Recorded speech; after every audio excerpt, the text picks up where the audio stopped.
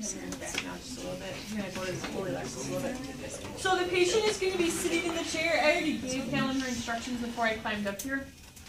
So the patient needs to be sitting with her back unsupported. She needs to have her arms across her chest. Thank you. The goniometer is going to be, the stationary arm is going to stay straight ahead.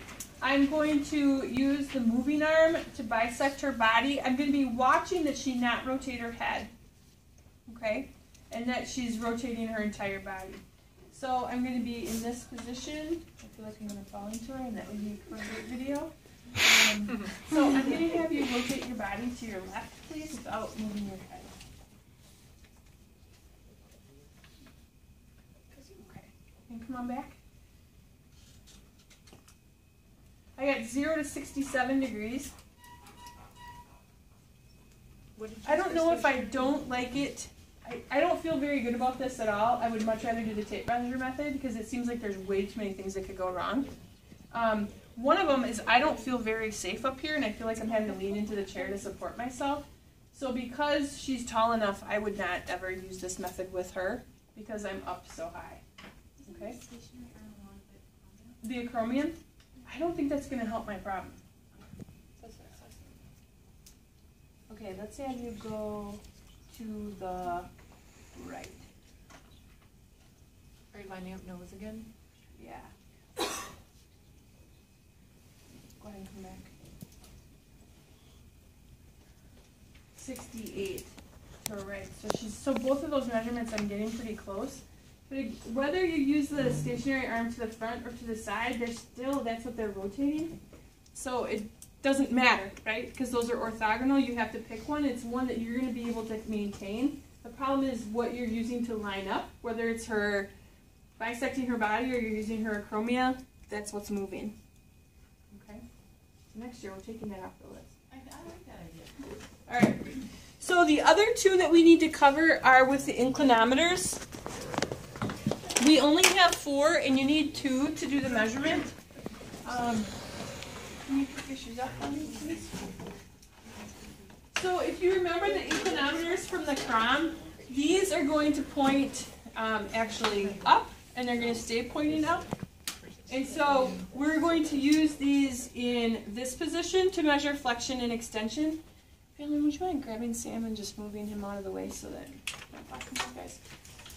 So what you're going to do is, these can be zeroed out, but it's very difficult to use both of them and zero both of them out. Okay. The other thing with the inclinometers is you remember you have to read them while they're in position because they're not going to stay when you pull them away. So I'm going to have you stand up, please. Thank you.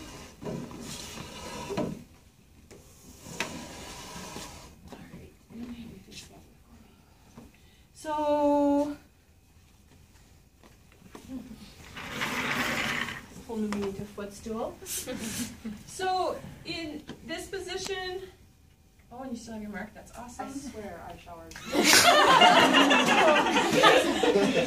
Those things don't come off. Might have only been once, but it was at least one. Somebody have you go ahead and just bend forward for me.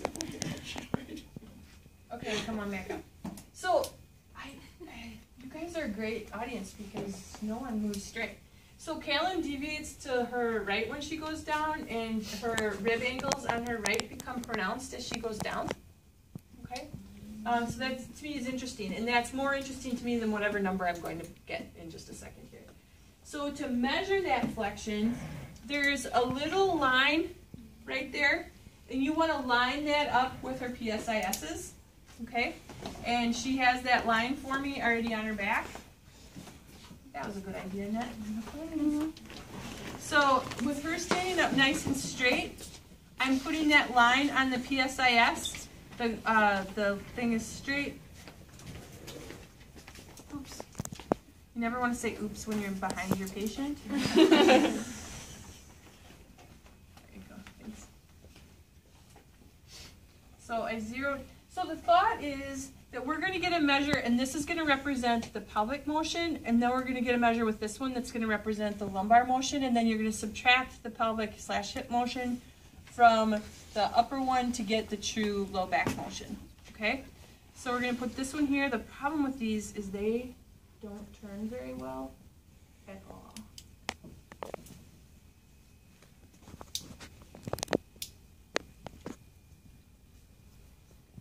Are you getting nervous? No. There's a Steve. She's gonna rock it.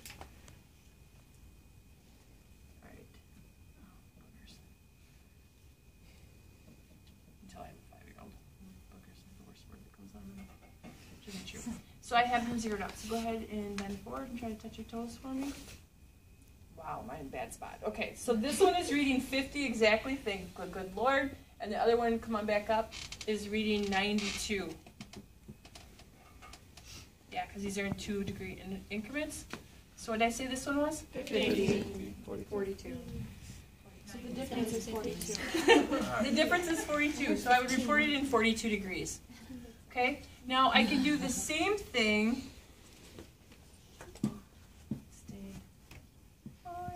Do we need to use that 15 centimeters above mark, or can you do Yes. that? Okay. No. This is we're using that 15 centimeters. She just had a mark, so I didn't have to take the tape to measure them. Okay. Now I'm gonna have you put your hands on your hip. So these stayed zeroed out. This one's a little bit off, 2 to 3 degrees. Okay, and go ahead and arch your back backwards as far as you can. Now this one you need to clear. You can't have them like this because they'll bump. Some of you even go much further, so you need to let them clear. Okay, so the bottom one is at 4 degrees, and the top one is at 22 degrees. Okay, so 18 degrees extension. Awesome. All right, so that's how you're going to do flexion and extension. What I was trying to say is when you're lining them up for extension, you need to have them offset a little bit so that when this one goes back, there's room for it to go. Okay, some of you go back way, way far. Now for lateral flexion, what you're going to do is, must not be holding this straight. It again has those white tick marks, so I'm going to go ahead and put those so that when you turn it, it kind of clicks in. So I'm setting them so that they're facing 0 straight up. So now what we're going to do is put them on Kalen's back, where this white spot right there is right over the PSIS's, and this one is over that other mark. Now what I'm going to have you do is side bend to your left, please. Okay, so we have 6 degrees on the bottom and 30 degrees on the top. So come on back up. So she went 24 to her 0 to 24 to her left. Go ahead and go the other way. And we've got 6 degrees on the bottom and 40. Look at you. Thank you for being so even. Okay, so what is that? 34 degrees to her right. Okay, now the one thing about lateral flexion, again, these are inclinometers, so they work the best if they're like this. If you have them tilted, they're not going to work. Same thing for when you're doing flexion and extension. You can't have them angled like this or they will stick. Okay? So you really have to have them in plane. When you're doing lateral flexion, you again need to have them in plane. So Kalen has a natural lordosis, which most people do. I'm not going to hold them to her skin. I'm only going to hold that white dot to my mark. Okay? But let it stay perpendicular to the ground, because if I held it to her skin, it wouldn't move. All right?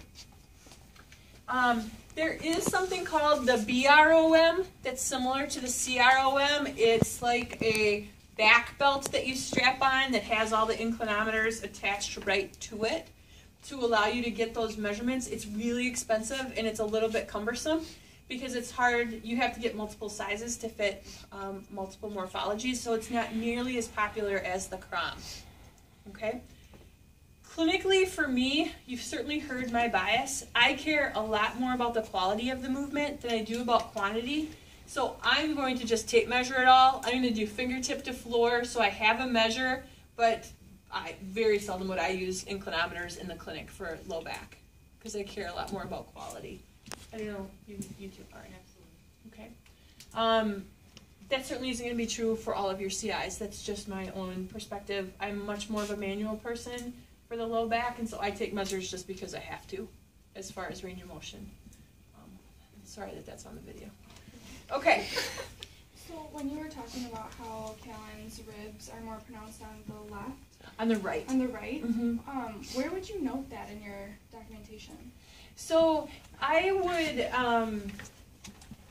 so if it were true when she was just standing, I would document that under posture, and we haven't talked about posture this summer. You actually won't talk about that until spring. So I would document that she had a right posterior rib hump or posterior rib angles for specific ribs in the posture part.